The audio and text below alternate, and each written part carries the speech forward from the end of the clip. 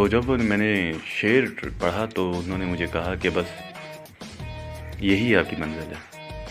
अब शेर आप लोगों के साथ शेयर करता हूँ। उम्मीद करता हूँ इकबाल का ये शेर आपको बड़ा पसंद आएगा। खुदी को कर बुलंद इतना कि हर तकदीर से पहले, खुदी को कर बुलंद इतना कि हर तकदीर से पहले, खुदा खुद बंदे से पूछे बता तेरी रज़ा क्या है। खुदा खुद बंदे से पूछे बता तेरी रज़ा क्या है। इकबाल का ये शेर जो मेरी ज़िंदगी में मेरे लिए मोटिवेशनल था। तो फिर इसके साथ एक और इख्तितामी शेर मैं आपको सुनाता हूँ कि होती रहे खिलाफ मेरे शहर की हवा, कि होती रहे खिलाफ मेरे शहर की हवा, मैंने भी हर मिजाज का ठेका तो नहीं लिया। इसी के साथ अपने मेज़बान को इजाज़त दीजिएगा। अल्लाह के बाद।